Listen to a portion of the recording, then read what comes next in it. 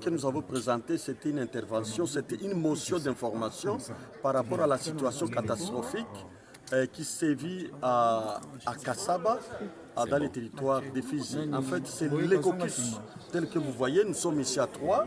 Et donc, il y a un autre ami qui n'est pas là. En principe, nous sommes à 4 députés élus du territoire de Fidji.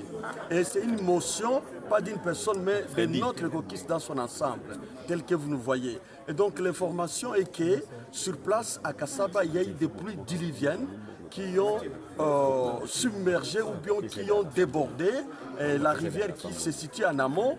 Et cette rivière qui se situe en amont, bien sûr, a emporté avec elle les arbres, les pierres. Et ces pierres, bien sûr, comme c'est en amont, ces pierres sont venues engloutir tout un village. Tout un village, et on enregistre actuellement 109 morts. 109 morts de personnes, bien sûr, mais il y a aussi des familles entières qui ont été décimées, des maisons emportées. Bien sûr, il y a quand même quelques rescapés, et ces rescapés sont dans des hôpitaux, ils sont soignés. Mais un grand problème que nous avons, bien sûr, c'est un problème de carence en médicaments.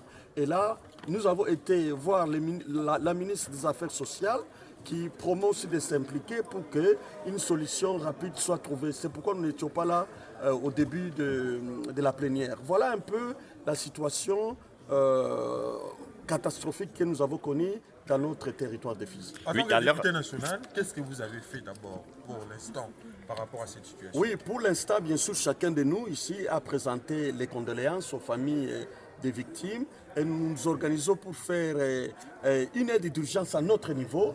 Mais évidemment, nous venons de présenter la motion d'information et nous avons vu la ministre des Affaires humanitaires.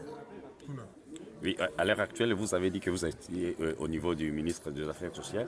Quelles sont les garanties qu'il vous a données? Parce qu'il y a des maladies hydriques qui sont déjà signalées. Les garanties en urgence pour essayer d'aider la situation. Parce que votre portefeuille ne pourra pas vraiment supporter. Oui, la ministre nous a promis, elle a sollicité d'abord de notre part de lui donner l'état des lieux, c'est-à-dire un document. Et ce document a été trouvé, nous l'avons obtenu de son Excellence le vice-gouverneur Jean-Jacques Elakano, qui nous a envoyé ces documents et nous lui avons transmis.